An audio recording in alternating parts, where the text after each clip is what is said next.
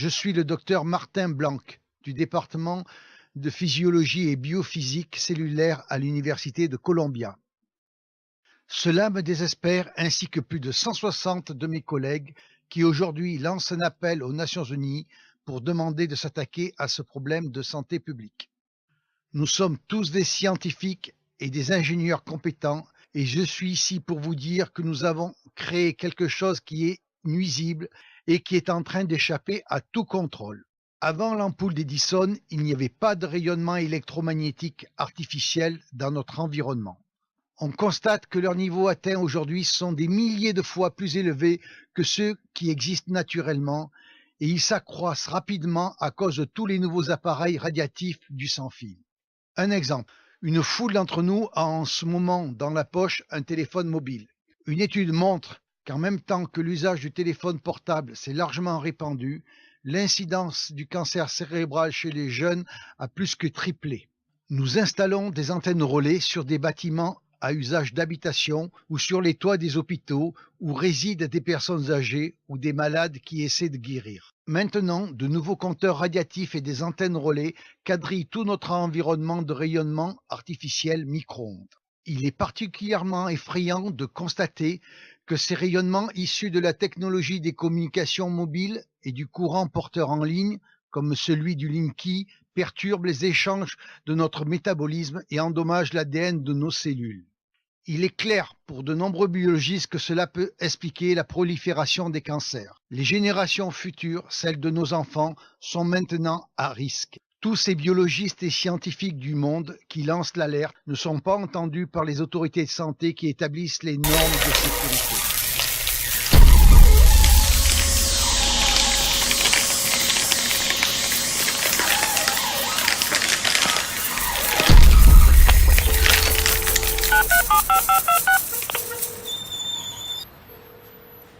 Une déchéance en fait au niveau de mon état de santé. J'ai senti une vague qui m'a traversé avec une perte de mémoire immédiate, une perte de concentration, une espèce de flou. En un quart d'heure, j'ai vieilli 10 ans d'un seul coup. Toutes les facultés intellectuelles s'arrêtent.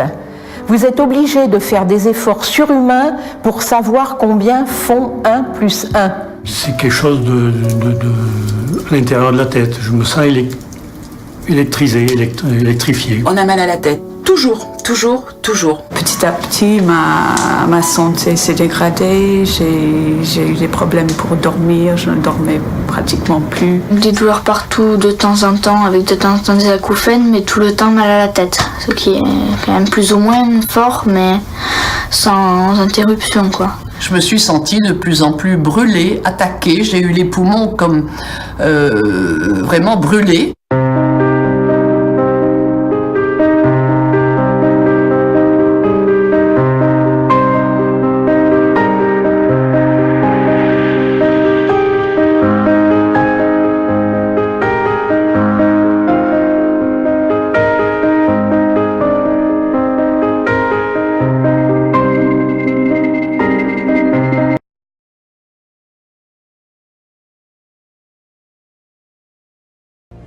Ce que les opérateurs redoutent par-dessus tout, ce sont les enfants qui tombent malades au pied des pylônes.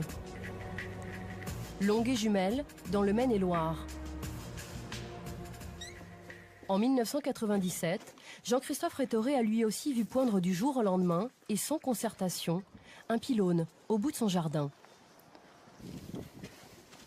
Donc il y avait une antenne relais de 46 mètres de haut qui était implantée juste derrière la piscine, là, qui était à peu près à une petite dizaine de mètres de la palissade, là, de la haie. Là. L'installation de ces antennes relais marque pour Jean-Christophe Rétoré le début du cauchemar. Cela commence par sa volaille, lui aussi en élevait, et jusque-là, avec un très bon rendement. C'est-à-dire j'avais à peu près 80% de taux de réussite et 20% de mortalité. Et on va dire qu'une fois que l'antenne a été mise en place, j'ai eu le phénomène inverse. 20% de réussite et 80% de mortalité, quoi, à peu près. Mais l'histoire ne s'arrête pas là. Quelques mois après la mise en service des antennes relais, sa petite fille Lucie, de 2 ans, tombe malade. Elle a une leucémie. Avec sa femme, il garde un souvenir douloureux de cette époque. Le dossier de... Oui, sur l'antenne. Sur l'antenne. Mauvaise période, ça. On peut les regarder aujourd'hui, mais pendant un moment, on avait du mal un peu à les regarder, quoi. Il commence à s'interroger sur les causes de la maladie de Lucie. On avait quand même eu beaucoup de choses qui étaient assez bizarres dans les mêmes moments. C'est-à-dire, pour avoir notre première fille, on n'avait eu aucun souci. Pour avoir notre deuxième, Lucie, ma femme a fait plusieurs fausses couches. En fin de compte, avec le recul, on a pu voir que dans les mêmes périodes où l'antenne a été mise en place, on a eu les problèmes de fausses couches, des problèmes d'élevage de volailles qui étaient assez bizarres, et la leucémie de notre fille. Donc, tous ces facteurs dans une période relativement courte ont fait qu'on s'est quand même vraiment penché sur cette question d'antenne qui auparavant on ne s'était pas posé plus de questions que ça, quoi. Elle était à côté de chez nous, un petit peu. Les Rétoré contactent la société SFR qui a installé les antennes relais. Ils me disent que on risque rien, il n'y a aucun danger, il n'y a aucun souci, que si elle est malade c'est pour une autre raison, mais que effectivement le facteur déclenchant que moi je leur propose, c'est pas ça. Qu'est-ce que vous leur répondez vous à ça? Moi je leur dis tout simplement, je veux bien vous croire, j'y connais rien, je suis pas un scientifique, je suis monsieur tout le monde, et à partir de là, je veux bien vous croire, mais apportez-moi la preuve que mes enfants ne risquent rien à proximité de l'antenne. Apportez-moi la preuve, ça veut dire que vous demandiez quoi en fait? Moi je demandais qu'ils me fassent un courrier écrit en me disant voilà, vous êtes à proximité d'une antenne relais, on vous certifie que vous ne risquez rien. Et alors ce courrier? Je l'ai jamais eu. Jean-Christophe Rétoré et son épouse continuent de se battre. SFR les convoque alors en septembre 2001 dans ses locaux pour leur faire une proposition. Quand on arrive là-bas, en fin de compte, ils nous annoncent qu'il nous faut une proposition de rachat de notre maison. Donc on est un petit peu abasourdi par rapport à ça. Et en même temps, ils nous présentent un courrier qui est ici, mais qui est un courrier qui est déjà préparé, qu'on doit recopier. Dans lequel il est stipulé que, en fin de compte, on s'engage à vendre notre maison. Et en contrepartie, on s'engage aussi à ne plus communiquer avec les médias concernant ce dossier. Voilà, c'était un petit peu le deal de ce courrier. Donc on est un petit peu abasourdi parce qu'on n'y allait pas du tout pour ça. Et ils nous demandent de prendre une décision relativement rapidement par rapport à ça. Donc vous l'écrivez sur place Donc sur place, en fin de compte, on recopie exactement ce qui est déjà en modèle, quoi. On a un modèle pour faire ce courrier, quoi. Et donc on recopie ligne à ligne, mot à mot, tout ce courrier, quoi. Donc c'est marqué, c'est pourquoi mon épouse et moi-même avons pris la décision de déménager de Longueuil-Jumelles. Nous tenons à vous préciser que si notre proposition est acceptée rapidement, nous nous abstiendrons de participer à l'avenir à tout débat et à toute communication sur les antennes de téléphonie mobile, car l'essentiel pour nous est de retrouver au plus vite la sérénité dans notre vie familiale. Voilà. Ce qui leur faisait peur, c'était le fait d'associer un enfant malade à l'antenne relais. Donc là, pour nous, ça nous a paru très clairement, très rapidement, qu'en fin de compte, ce qu'ils voulaient pas être associé, ils voulaient pas être associé à la maladie d'un enfant. Finalement, le rachat de la maison ne se fera pas. Les employés de SFR expliqueront aux Rétoré que la direction à Paris a fait machine arrière. En contrepartie, SFR démonte l'antenne. Le pylône de 46 mètres tombe en 2003. Jean-Christophe Rétoré filme leur victoire et sa petite fille Lucie.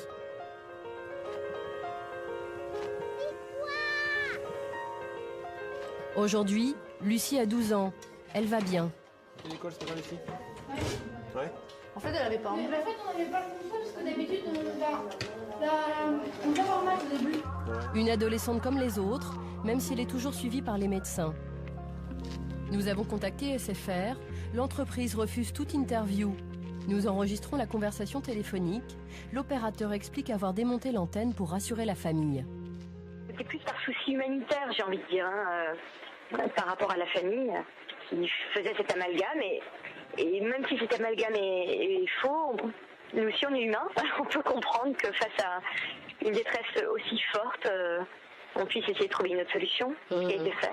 La famille Rétoré, elle est formelle, elle dit qu'il y a effectivement eu une proposition de rachat à une époque de SFR. Ben moi j'ai rien retrouvé dans les dossiers, on a regardé attentivement, on n'a rien retrouvé de tel. Vous, SFR n'a jamais proposé le rachat de la maison au Rétoré? Non. SFR ne veut pas s'appesantir sur cette histoire. Mais les Rétoré ne seraient pas les seuls parents à qui un opérateur aurait demandé leur discrétion contre leur tranquillité. Une autre famille aurait vécu la même mésaventure, avec Bouygues Télécom cette fois-ci. Thor, dans le Vaucluse. En 2000, une antenne relais s'installe juste en face de la maison des Giacomo. Ah oui, effectivement, d'ici, il était aux premières loges, là. Hein. Donc il est dans le faisceau, il n'y a pas de doute. Et c'était sa chambre déjà à l'époque, en fait. Un an plus tard, son fils de 4 ans développe un lymphome, un cancer du ganglion lymphatique. Marc Giacomo ne sait pas si cette maladie est due aux antennes, mais le doute s'installe. D'autant qu'il tombe sur un article de presse espagnole qui parle de cas similaires à proximité d'un pylône. 4 cas de cancer donc dans le même collège. 3 leucémies et un lymphome. C'est surprenant, quoi. Ça soulevait des questions. Et c'est un des cas qui a fait que je commençais à m'intéresser à la chose, quoi. Lui aussi prend contact avec l'opérateur, lui aussi a une réponse très rapide. C'est même un haut responsable de Bouygues Télécom qui fait le déplacement jusqu'à chez lui. Ils sont extrêmement sensibles au cas de notre enfant, qu'ils continuent à être convaincus, bien évidemment, que les antennes ne sont pour rien dans la maladie de mon fils. Mais qu'en revanche, le fait que cette affaire puisse être médiatisée, etc., ça arrange les affaires de personnes, y compris de la science d'ailleurs, et que donc ils feront l'effort, aussi pour nous être agréables, parce qu'ils comprennent notre désarroi, de déplacer les antennes plus loin de chez nous, donc, et si possible, le plus loin possible des habitations, quoi, mais bon. Et en échange, il vous demande quoi? D'être discret en revanche? Le marché, c'est si marché il y a, parce que c'est pas écrit, il n'y a pas de contrat. Hein. C'est effectivement que du coup, puisqu'il n'y a plus d'antenne dans le coin, et que j'ai eu ce que je souhaitais, puisque c'était ça que je souhaitais, qu'on en parle le moins possible, quoi. Donc c'est quand même le démontage de l'antenne en échange de votre silence. C'est un peu ça, oui. C'est un peu ça. Qu'est-ce que vous avez pensé à l'époque de ce marché, entre guillemets? Moi, je suis dans une situation, je ne peux pas le refuser. Pourquoi vous ne pouvez pas le refuser? Parce qu'il s'agit de la santé de mon fils. Donc, quand bien même j'aurais été un militant acharné, ce que j'ai jamais été, à un moment donné, si c'est la santé de mon fils qui est en jeu, je m'écrase. Hein. Depuis, son fils est guéri. En 2002, Bouygues Télécom démonte l'antenne relais et envoie même ses vœux. Je m'avais envoyé les vœux de prompt rétablissement pour mon fils, ça c'était après leur intervention, bien sûr. Voilà, les meilleurs vœux pour cette nouvelle année.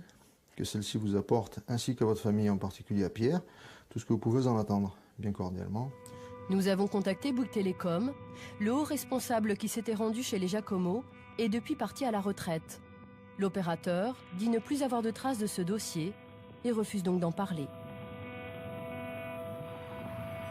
Mais cette année-là, un peu partout en France, des riverains d'antennes relais s'alarment. La colère gronde, l'État se doit de légiférer. Résultat, ce sont des normes peu contraignantes qui vont être adoptées quelques mois plus tard, et cela en toute discrétion. Le décret qui réglemente les antennes relais, le voici. Les antennes de téléphonie mobile peuvent émettre en fonction des gammes de fréquences entre 41 volts et 61 volts par mètre.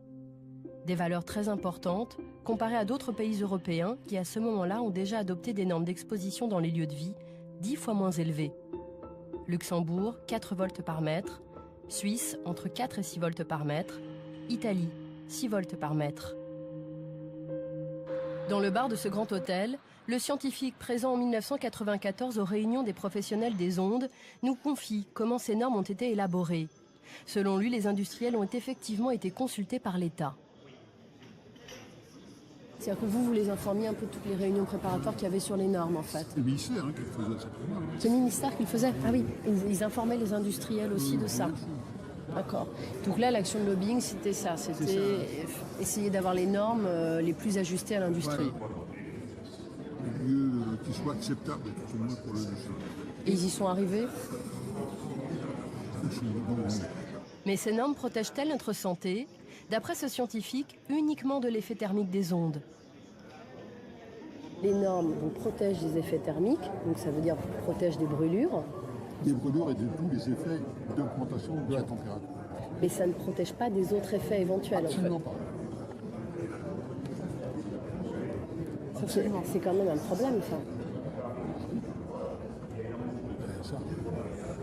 On l'a chanté sur tous les tons, etc. Nous avons un potentiel d'évolution qui est loin d'être négligé. Vous pensez que le corps s'adapte aux ondes électromagnétiques, en fait? Et tous les signes que l'on voit actuellement sont des signes d'adaptation. Les mouvements de tête, tout ce qui a été décrit, ce sont des signes d'adaptation. Ah oui, donc il faut en passer par là, en gros, pour s'adapter, quoi. Voilà, alors ça joue sur une frange de la population. On serait dans un pays où il n'y aurait pas de médias, ce ne s'en aperçoit pas. Ces normes françaises sont issues d'une recommandation européenne adoptée en 1999.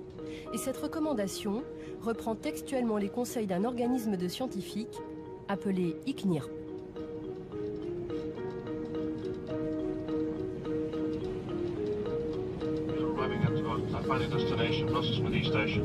Aujourd'hui, bon nombre de députés européens remettent en cause ces normes qu'ils jugent non protectrices pour la santé.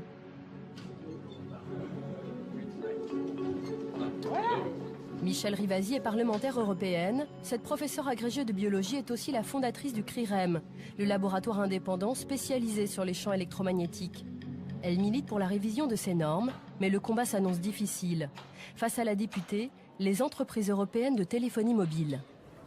Frédéric. Pour comprendre le poids de ce lobby, Michèle Rivasi nous fait rencontrer Frédéric Ries, député belge. J'étais pas là hier, j'étais pas bien en fait. Bonjour. Bonjour, Sophie Le Gall. Il y a 2 ans, l'élu se démène pour faire voter une résolution qui demandait des normes plus basses. Immédiatement, elle subit les foudres de l'industrie. J'avais jamais reçu un truc comme ça. Il s'agit d'un courrier envoyé juste avant le vote de sa résolution pour la déstabiliser. Une lettre de 2 professeurs éminents, très certainement, ingénieurs électromécaniciens à Prague, qui en 2 pages et demie donc, se sont adressés à l'ensemble des membres de la commission environnement pour démolir le rapport, la moindre de ces initiatives, le rapporteur en passant. Il disait quoi par exemple? Mais il demande ma destitution pour erreur grossière, pour profanation du crédit de l'institution qui m'emploie, qui a l'honneur de m'employer. C'est un fou rire en le lisant. C'est très méchant, c'est franchement très méchant. Ça veut dire que votre résolution gênait? Elle gênait. Et pourtant, c'est un rapport d'initiative, donc non législatif. C'est dire à quel point ça remuait des intérêts financiers, notamment, importants. Après vérification, l'élu belge s'apercevra que les 2 chercheurs étaient proches du lobby des constructeurs de téléphones. Pour les industriels, pas question de toucher aux normes. Pour Michèle Rivasi, c'est une nécessité. Les normes actuelles sont obsolètes. Elles ne protègent de rien pour vous? Elles ne protègent de rien. Et ça ne prend en compte que les effets thermiques, c'est-à-dire l'augmentation de température. Donc ça veut dire que ces recommandations ne prennent pas en compte ce qu'on appelle les effets athermiques, vous voyez, des effets sur le système nerveux, sur par exemple les hormones, sur la barrière hémato-encéphalique, vous voyez, des effets à long terme, des effets athermiques, ça ne prend pas en compte. À l'origine de ces normes, cet organisme de scientifiques, l'ICNIRP. Les scientifiques qui y siègent revendiquent leur indépendance. D'après Michèle Rivasi, ce n'est pas toujours le cas. Quand vous voyez la commission principale, Main Commission, eh bien, vous voyez Bernard Verret. Eh bien, lui, il fait partie du conseil scientifique de Bouygues. Et puis enfin, Michael Repaccioli. Eh bien, lui, il avait été financé par les opérateurs. Donc, quelle confiance vous voulez qu'on accorde à des gens qui travaillent avec l'industrie, qui ont des liens de consanguinité avec l'industrie? Donc, quand il va falloir établir des normes, ils ne vont pas du tout être contraignants vis-à-vis de l'industriel. Ils vont établir des normes qui vont permettre à l'industriel de développer sa technologie. Selon nos informations, l'ancien président de l'ICNIRP, Michael Repaccioli, a été expert pour le compte d'un opérateur de téléphonie néo-zélandais dans le cadre d'un procès contre des riverains d'antennes.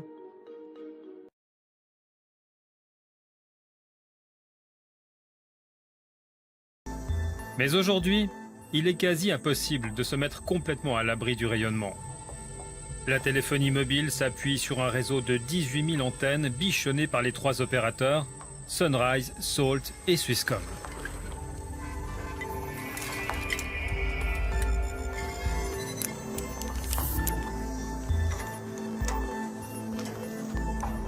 La Suisse, elle est bien couverte par la téléphonie mobile. Par exemple, Swisscom a 5500 antennes, grandes antennes pour couvrir toute la Suisse. Et on a aussi des microcellules, c'est plutôt des petites cellules qui sont utilisées en ville pour vraiment servir la capacité aux personnes qui veulent transférer des données. Est-ce qu'on est arrivé à 100% de la couverture de la Suisse habitée aujourd'hui? C'est plus ou moins à 100%, oui, exactement. Ouais. Voici à quoi ressemble la couverture téléphonique de la Suisse, avec les antennes GSM des premiers téléphones, celles de la 3G et de la 4G.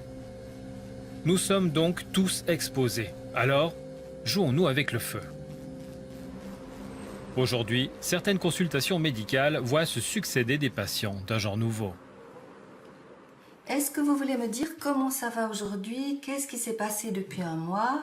Peut-être quels sont les problèmes, les symptômes que vous avez aujourd'hui? Ils sont peu nombreux les médecins qui prennent au sérieux l'électro-hypersensibilité. Pourtant, près de Neuchâtel, Nathalie Calam fait face à une patientèle qui ne cesse d'augmenter. Tout à fait. Elle frappe l'angle de ma maison. De plus en plus, effectivement. En fait, il faut bien se rendre compte que nous sommes tous électrosensibles. Mais en fait, nous ne sommes pas tous électro-hypersensibles. Et c'est ça la différence. Il y a encore une grande partie de la population qui tolère relativement bien ces ondes, contrairement à ceux qui commencent à manifester des réels problèmes de santé. Il y a eu une période qui n'était pas facile, parce que même ma mère ou mon mari ne comprenaient pas ce qui m'arrivait, comme moi d'ailleurs. Ils n'arrivaient pas à dire de quoi je souffrais. J'ai pensé à un burn-out, j'ai pensé aussi à une dépression, voire plus. Cette patiente a tenu à rester anonyme. Elle habite une petite ville et se méfie du regard des autres. Il faut comprendre qu'ils ont des malaises tels qu'ils doivent souvent lâcher leur métier. Souvent, ça crée des problèmes de famille, il peut y avoir des divorces. C'est des espèces de chutes sociales qui n'a pas de cause identifiée. C'est très pénible pour eux. Donc déjà, le fait d'être reconnu, entendu, permet d'avoir pied quelque part. En fait, pour mon médecin traitant, je suis le premier cas, entre guillemets, qu'il rencontrait. Donc, il m'a dit lui-même être démuni face à mes problèmes. Il ne pouvait pas m'aider. Ça veut dire que c'est plus facile pour un médecin aujourd'hui de finalement négliger quelque chose auquel on ne sait pas répondre plutôt que de s'en occuper? C'est beaucoup plus facile, parce que vous mettez le problème du côté de la personne. Madame, c'est dans votre tête. Ou bien, allez voir mon confrère, un psychiatre. Ou bien, allez voir un rhumatologue, il expliquera pourquoi vous avez mal partout. Ou bien, allez voir un spécialiste du sommeil, on vous expliquera pourquoi vous ne dormez pas. Disons que là, la médecine est tellement fragmentée, elle est tellement spécialisée qu'il y a peu de médecins qui prennent en compte l'entier des problèmes de leurs patients. C'est évidemment plus facile de prescrire un Dafalgan et de référer au confrère que d'ouvrir le problème. L'antenne téléphonique. L'électro-hypersensibilité est considérée comme une maladie en Angleterre, comme un handicap en Suède, où elle est prise en charge et considérée comme une infirmité physique liée à des causes environnementales, mais elle n'est pas reconnue par la Suisse.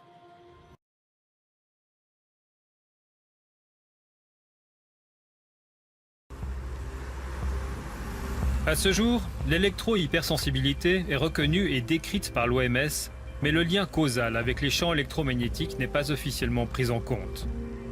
À Paris, des travaux scientifiques ont permis de mettre en évidence ce syndrome de manière objective. Ces travaux ont été menés par Dominique Bellepomme, cancérologue internationalement reconnu et expert en santé environnementale. Voilà, toutes ces armoires correspondent aux malades venus me consulter pour une intolérance au champ électromagnétique. C'est la plus grande série mondiale, 1500 cas examinés cliniquement et biologiquement depuis ces 5 dernières années. Les patients ont subi des examens neurologiques et des tests biologiques permettant de doser vitamines et protéines. On a aussi mesuré le flux sanguin de leur cerveau, ce qui a permis une découverte inquiétante. Nous observons effectivement que certaines zones du cerveau sont moins bien irriguées que d'autres, que ce soit lié à une baisse de fluidité du sang, notamment avec des globules rouges qui s'agglutinent, ou tout simplement aussi avec des capillaires sanguins cérébraux qui sont anormaux. Toujours est-il qu'il y a insuffisamment de sang qui passe, si vous voulez, dans ces zones du cerveau. Et à partir du moment où vous avez une baisse du flux sanguin dans certaines zones du cerveau, vous avez une baisse d'oxygène, et quand vous avez un manque d'oxygène qui arrive au niveau des neurones, qui sont les cellules nobles du cerveau, et bien effectivement, vous avez dans un premier temps un dysfonctionnement des neurones, et si l'exposition au champ électromagnétique persiste, vous avez destruction du neurone, et à ce moment-là, nous entrons dans une véritable maladie d'Alzheimer, ou une maladie apparentée à ce que Alzheimer a décrit. Alors voilà, un écho-doppler cérébral pulsé normal. Le Doppler cérébral pulsé est un instrument permettant de mesurer la vitesse des globules rouges dans les vaisseaux intracrâniens.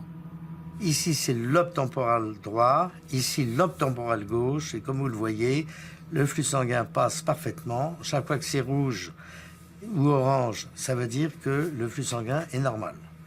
Par contre, ici, on a le même chez un sujet électro-hypersensible, comme vous le voyez, ici, dans cette région capsulo-thalamique qui correspond au système limbique, il y a pratiquement plus de sang, plus de globules rouges qui passent. Un constat alarmant qui commence à trouver une prise en compte toujours plus large au sein de la communauté scientifique. Vous avez le rapport Bioinitiative, qui est un rapport qui fait l'état de plus de 3000 articles scientifiques démontrant formellement que les champs électromagnétiques sont excessivement toxiques, non seulement avec un risque de cancer, mais également avec un risque sur le système nerveux central. Et il y a des maladies telles que la sclérose en plaques pour lesquelles on suspecte très fortement une origine liée au champ électromagnétique. Donc si vous voulez, c'est pour ça que l'électro-hypersensibilité n'est que la partie émergée de l'iceberg. Et c'est toute une pathologie qui gravite derrière ce premier état biologique qu'est l'électro-hypersensibilité. Aujourd'hui, il y a vraiment un début de reconnaissance qui est croissant au niveau de la communauté médico-scientifique internationale. La communauté scientifique, mais aussi la justice. Dernièrement, plusieurs jugements ont été rendus en faveur de personnes souffrant du mal des ondes. À Toulouse, un tribunal octroie une rente d'invalidité à une femme reconnue électro-hypersensible. À Grenoble, la justice ordonne le retrait d'un compteur d'eau connecté nouvelle génération au domicile d'une personne également électro-hypersensible. Et à Brescia, en Italie, la Cour de cassation exige le versement d'une rente d'invalidité à Innocente Marcolini, un cadre d'entreprise qui contracte une tumeur suite à un usage intensif du téléphone cellulaire. Je devais parler avec les États-Unis, la Chine, Hong Kong, à des horaires déterminés, et je devais faire des tractations avec les banques, par exemple avec les instituts financiers au téléphone, et tout cela durait beaucoup de temps. Et donc, comme j'écris avec la main droite, j'ai utilisé l'oreille gauche.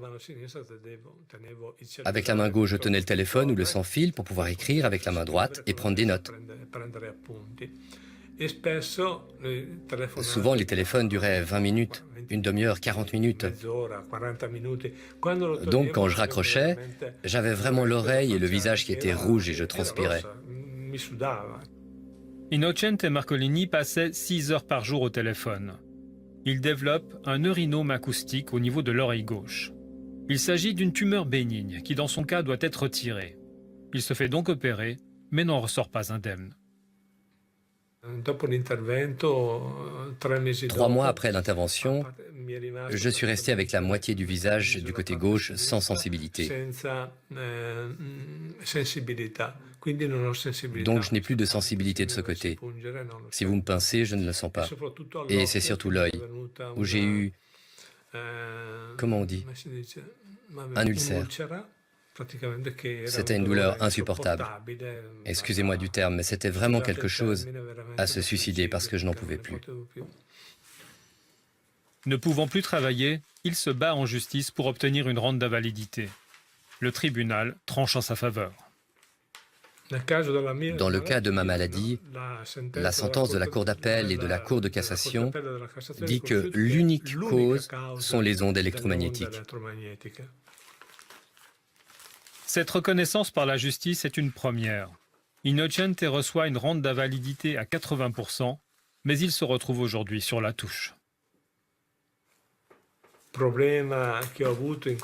plus grand problème que j'ai eu avec cette mésaventure, c'est que cela a changé radicalement ma vie. Mon travail, ma profession me plaisaient énormément. Parce que, à part l'aspect financier, etc., c'était aussi découvrir le monde, parler aux gens. J'avais sous mes ordres 400 personnes et je n'ai jamais eu aucun problème. Encore aujourd'hui, après 14 ans, ils viennent me voir, ils me saluent.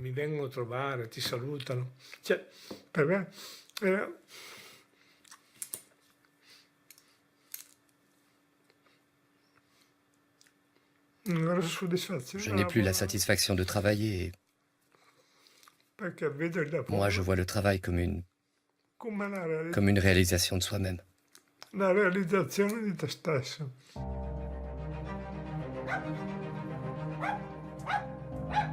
En 2011, le Centre international de recherche sur le cancer, une agence de l'OMS, classe les champs électromagnétiques de la téléphonie mobile, du sans-fil et du Wi-Fi comme des cancérigènes possibles. Une des études les plus récentes sur le cancer a été commanditée par le gouvernement américain à travers son programme toxicologique national.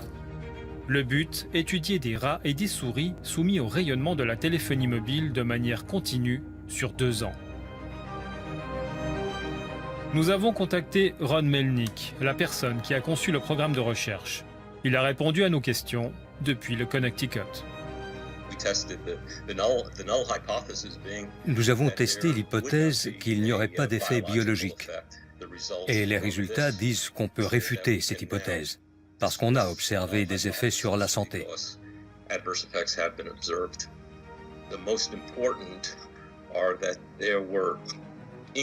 Le plus important, c'était une augmentation de tumeurs au cerveau, des gliomes, et une augmentation de schwannome du cœur, une tumeur bénigne.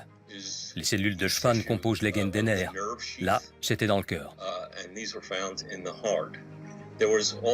Il y avait aussi des dégâts à l'ADN observés dans les cellules du cerveau des rats et des souris.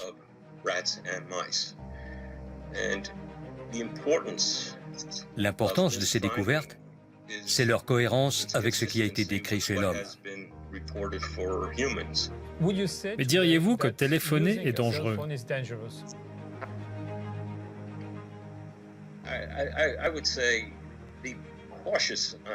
Je dirais qu'il faut être conscient de la manière de l'utiliser. Les enfants devraient être limités dans la durée d'utilisation, surtout quand on sait que les radiations pénètrent plus profondément, avec plus d'intensité dans un cerveau d'enfant. Un cerveau d'enfant en développement est plus vulnérable à ces agents. Mon conseil, soyez conscients. Ces 10 dernières années, des milliers d'études ont été publiées sur le sujet. Docteur en biologie, Daniel Favre a mené une recherche originale publiée dans une revue scientifique de référence pour l'apiculture. Son idée, placer 2 téléphones en communication de chaque côté d'une ruche et enregistrer le son produit par les abeilles. Alors c'est intéressant de faire avec l'abeille parce qu'elle n'a pas ce qu'on appelle des effets psychosomatiques. Elle réagit ou non. Un être humain va peut-être voir les téléphones et déjà réagir psychosomatiquement et avoir déjà des manifestations de ce mal-être, s'il y a mal-être. L'abeille, elle ne fait pas ça. Elle ne sait pas que je mets 2 téléphones portables. Et je vois, après une demi-heure, 3/4 d'heure, j'entends qu'elle réagit parfois fortement à cette perturbation.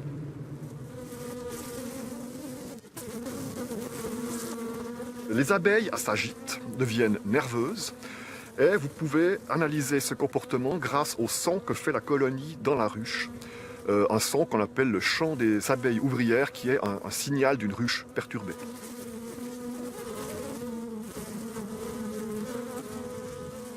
Qui veut dire quoi exactement? Alors ce signal est un des 2 messages que la colonie a pour donner le signal de l'essaimage, autrement dit le départ de la reine avec une partie de la colonie hors de la ruche.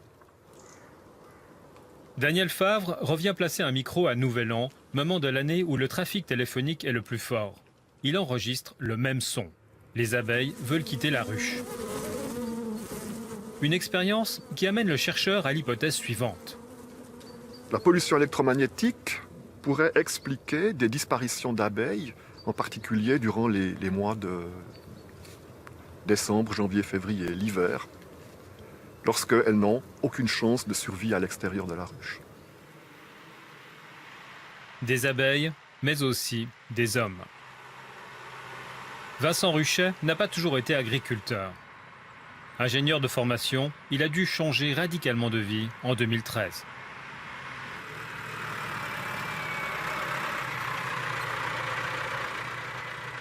J'étais technicien pour les grands opérateurs de téléphonie mobile. J'avais à peu près entre 10 et 15 appareils qui rayonnaient autour de moi toute la journée.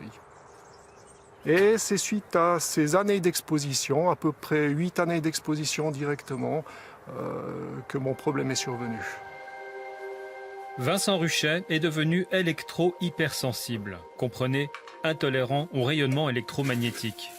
Un phénomène qui s'apparenterait à un effet de seuil, les symptômes se déclarant après la dose de trop.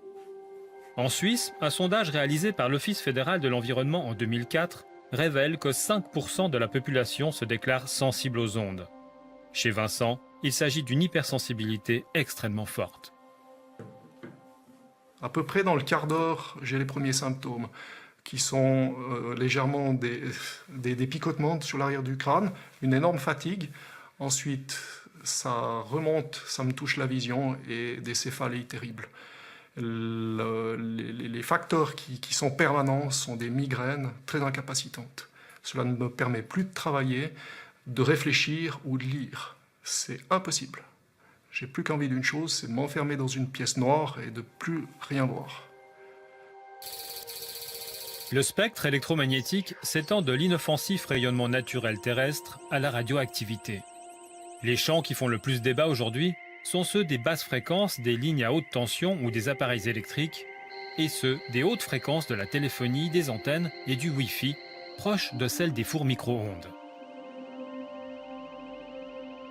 Ces fréquences appartiennent à la famille des rayons non ionisants, et Vincent Ruchet les redoute.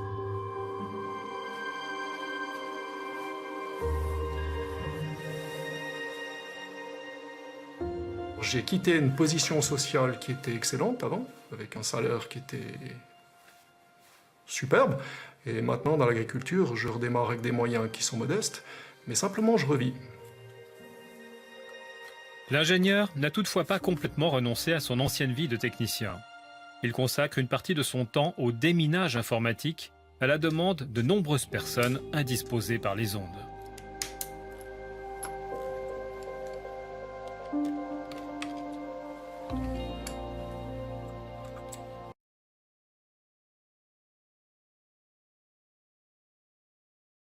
C'est que un certain nombre de sujets, la plupart les tolèrent jusqu'à une certaine limite, et qu'il y a un certain nombre d'individus qui ne les tolèrent pas.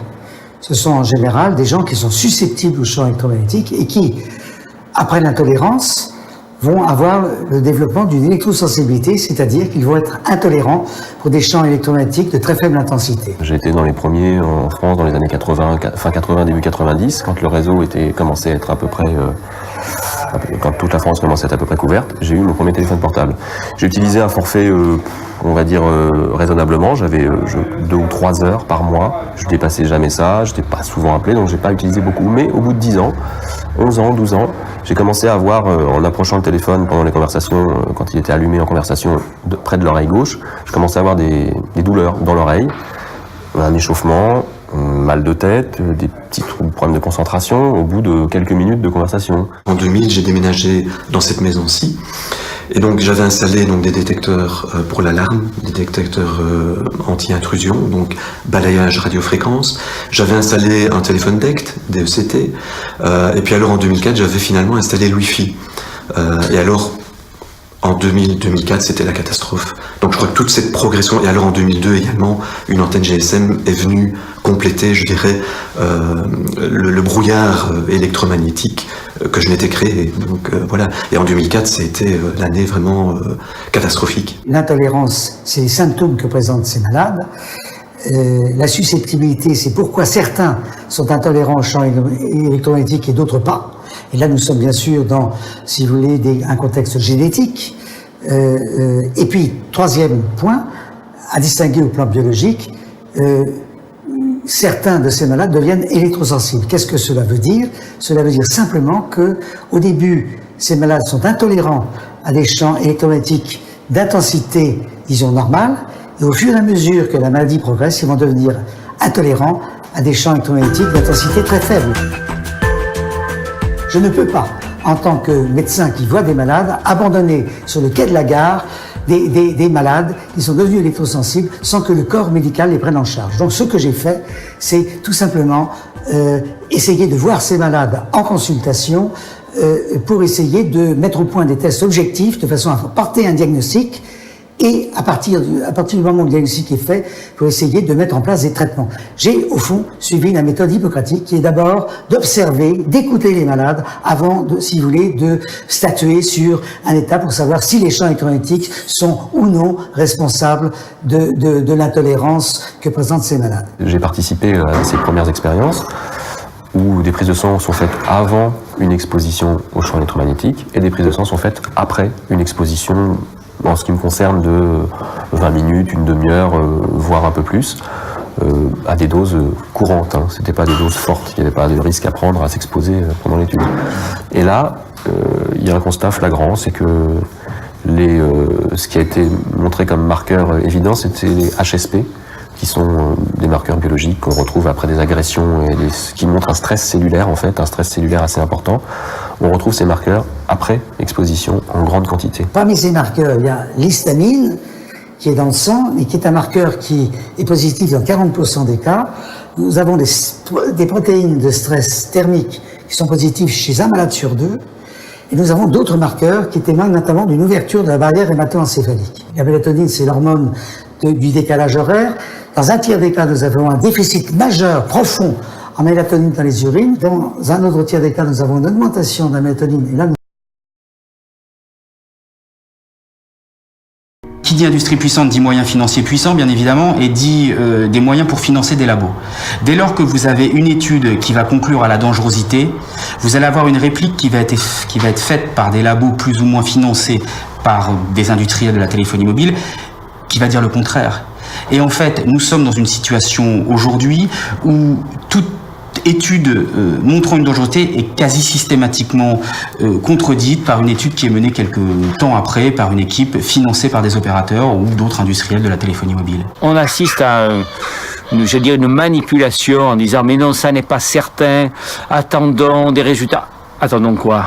Attendons les malades et les morts. Donc je crois que le principe de précaution dans ce cas précis, puisque nous ne connaissons pas encore tous les tenants et aboutissants, bien sûr, des effets négatifs des rayonnements électromagnétiques, mais appliquons le principe de précaution, ça ne remettra pas en danger ni l'industrie, qui est tout à fait capable de s'adapter et qui s'est adaptée dans d'autres pays. Les champs électromagnétiques ont des propriétés CMR, c'est-à-dire cancérigènes, mutagènes et reprotoxiques, sans qu'ils soient encore, si vous voulez, officiellement actés que ces champs électromagnétiques soient CMR. Ce qui est acté aujourd'hui au niveau scientifique par l'ensemble de la communauté médico-scientifique internationale, c'est que les champs électromagnétiques, quelle que soit la fréquence, sont possiblement cancérigènes. Ça n'est pas. Les espoirs du groupe, le prototype du radiotéléphone de demain. Cette innovation technologique fera la fortune des futurs industriels de la téléphonie mobile. La lutte est féroce car le marché est alléchant, 15 milliards de chiffre d'affaires prévus à l'horizon 2010. Face à un tel marché, les industriels ne souhaitent pas alerter la population sur les ondes émises par ces appareils. Les entreprises des ondes sont regroupées dans une fédération, la FI2E. Ils anticipent avant même l'explosion du téléphone portable les éventuels problèmes de santé publique à venir. Le 14 octobre 1994, la FI2E organise une réunion stratégique dans ce bâtiment. Étienne Sandrier préside l'association des Robins des Toits. Il lutte contre le danger des ondes électromagnétiques. C'est lui qui a révélé cette réunion à la FI2E en se procurant ce compte-rendu. Donc le but du jeu, c'est de lancer la technologie et d'éviter qu'il y ait trop d'alertes sur le plan sanitaire. Voilà, ici on voit bien l'objectif. Aux rumeurs dommageables sur le plan commercial doit être opposée une information destinée à sensibiliser le consommateur et montrer que ces REM, donc rayonnement électromagnétique, n'ont pas d'effet nocif. Ça, c'est le discours à faire passer. Mais quelques pages plus tard, les propos sont beaucoup moins rassurants. C'est ici. Le cancer est une affection multifacteur. Il est impossible d'isoler le seul effet des REM, pour rayonnement électromagnétique. Donc c'est quand même une façon de reconnaître que potentiellement c'est tout à fait cancérigène. Mais qu'il n'y aura pas de preuves, quoi. Voilà, il faudra organiser le ralentissement de la connaissance scientifique. Ce qui compte, c'est de lancer la technologie et de faire du profit, et tant pis pour la santé publique. Une opération de lobbying est alors organisée. Voilà, alors ici, parmi les actions envisagées, elles ne doivent pas se limiter, je lis, au plan technique, mais doivent intégrer une dimension politique. À l'adresse des hommes politiques et des journalistes, il faut veiller à ce que le discours tenu par tous soit le même. Je pensais quand même pas qu'ils étaient capables de ce cynisme-là. D'organiser carrément la désinformation, ni plus ni moins, pour favoriser les bénéfices à court terme de l'industrie, ça m'a quand même un peu soufflé. Ouais. Nous avons rendez-vous avec l'un des scientifiques qui a participé à ces réunions.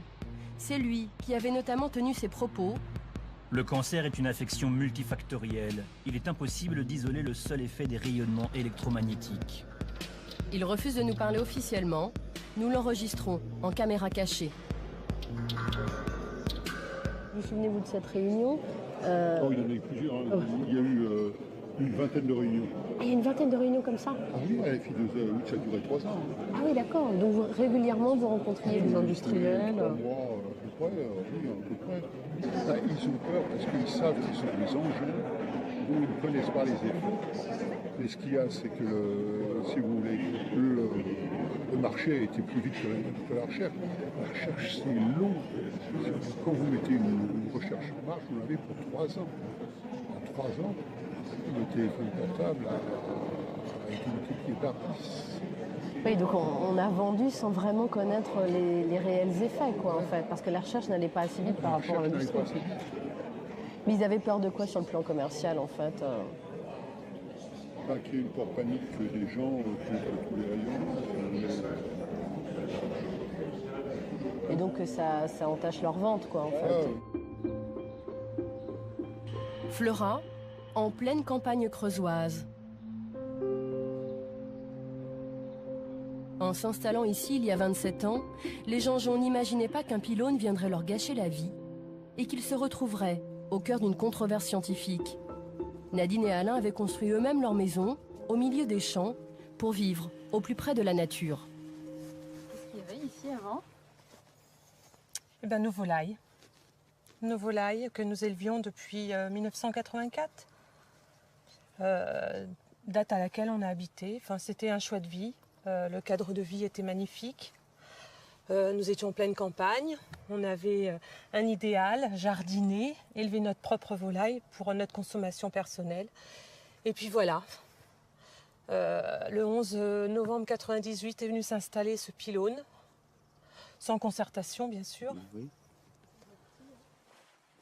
Quelques mois plus tard, c'est l'hécatombe dans la basse-cour. En gros, il y en avait sur 12 œufs, la naissance était de 1 à 3. À Alors peu près, qu'avant? Avant, c'était sur les 12, 10, 11 à peu près. Ah oui, il y a une vraie différence. Ah oui, il y a une grosse différence même. Donc le problème qu'il pouvait y avoir, il n'y avait que le changement, c'était le pylône qui était arrivé là. Je ne vois pas d'autres événements, quoi. Et quand vous en parliez aux personnes âgées qui connaissent bien, enfin qui ont de la volaille et tout ça, les gens ils réagissaient comment par rapport à vos histoires? Ils me disaient que c'était pas possible. Non, les gens disaient mais c'est pas possible.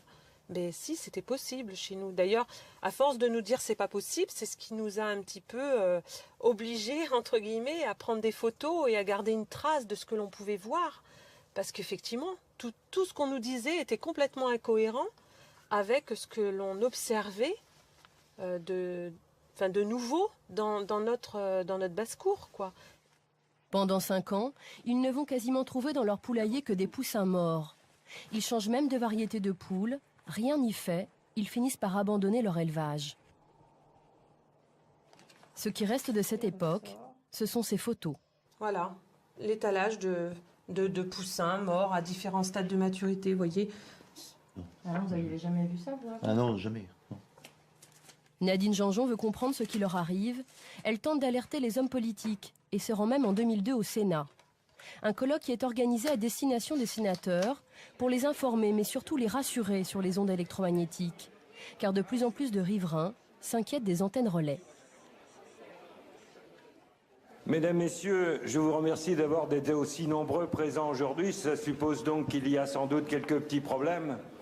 En tous les cas en France, mais aussi dans d'autres pays européens et aux États-Unis, les inquiétudes du public se cristallisent autour des antennes relais. Nadine Janjon prend la parole. Madame.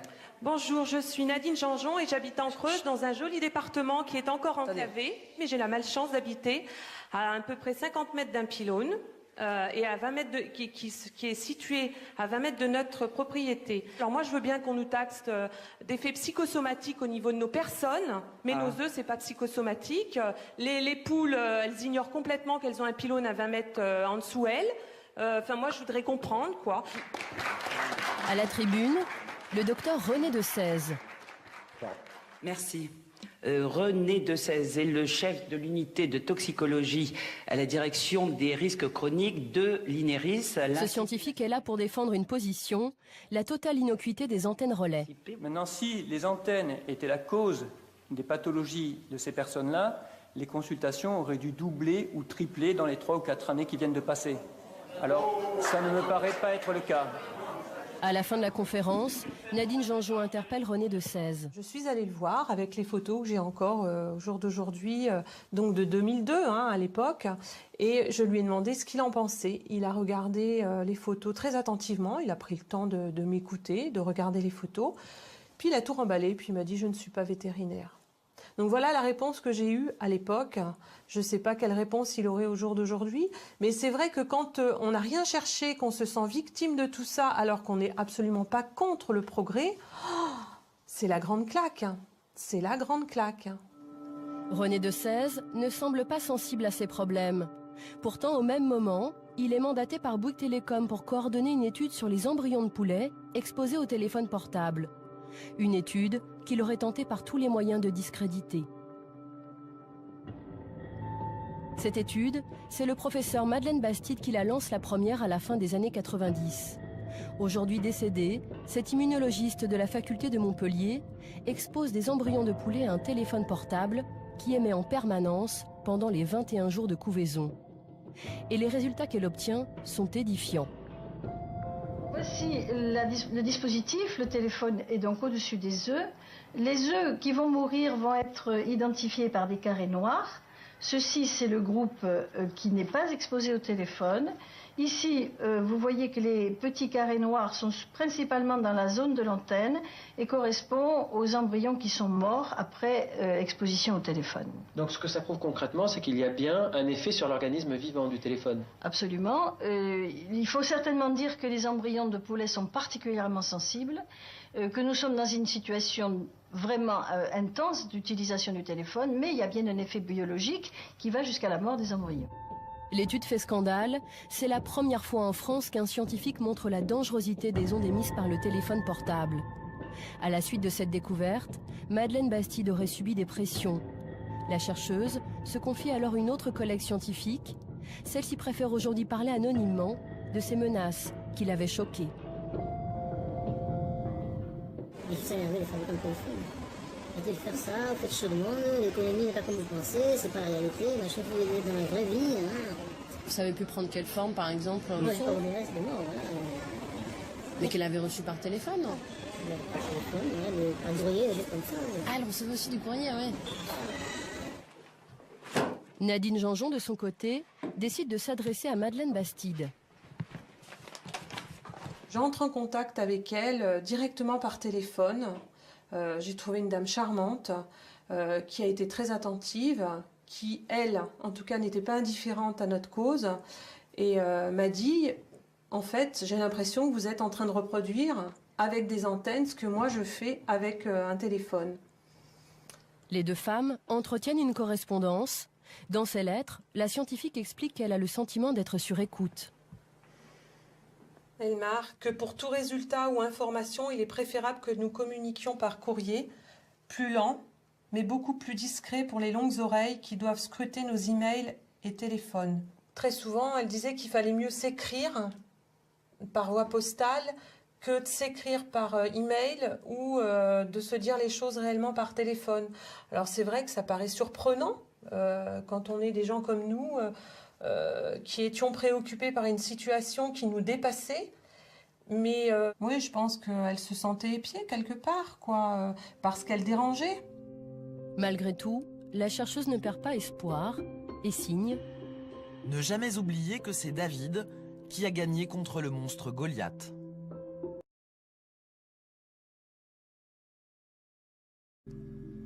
Là, vous avez les rapports. Sur le dessus, le fameux rapport bioinitiative qui a été publié en 2002, dont on peut dire quelques mots. Hein. Si on prend ce rapport, on voit tout de suite que c'est un rapport américain. C'est une méta-étude. Il y a plus de 2000 études scientifiques qui ont été passées au crible.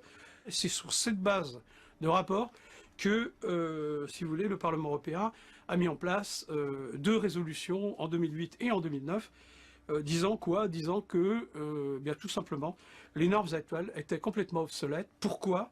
Bien parce que dans ce rapport, si on regarde le résumé, vous allez voir que c'est quand même un rapport qui est relativement important, parce qu'il parle bien sûr de beaucoup de choses. Il parle de la normalisation, il parle de la génotoxicité, c'est-à-dire les problèmes qu'il y a avec les ruptures de brins d'ADN qui sont démontrés, qui parle des cellules et du stress, c'est-à-dire les fameuses protéines de stress, qui parle des tumeurs cérébrales, des neurinomes acoustiques, c'est-à-dire des tumeurs du nerf acoustique, qui parlent de la mélatonine, de la maladie d'Alzheimer, des travaux qui ont été faits chez l'animal. Donc, si vous voulez, ce rapport est très complet.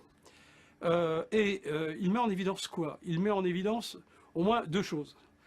Première chose, c'est que par rapport, si vous voulez, à la téléphonie mobile et aux antennes, il y a clairement des effets sur la cellule et des effets sur 3 types de cancers, à savoir les cancers du cerveau, qu'on appelle les gliomes, les lymphomes et la leucémie. Et d'ailleurs, le Conseil de l'Europe dit on a des preuves et que, eh bien, il faut revoir toutes les normes. Et c'est ça qu'il dit, ce rapport. Et c'est pour ça qu'il est important, et c'est pour ça qu'il a été très critiqué, bien évidemment. Et aujourd'hui, si vous voulez, si on laisse faire, si on dérape, si on fait comme pour l'amiante, ben, ça va être un scandale sanitaire qui arrive dans les 2 ans, 3 ans, 4 ans, on verra bien, mais à mon sens, et on ne pourra pas dire qu'on ne savait pas. On est au courant depuis très longtemps.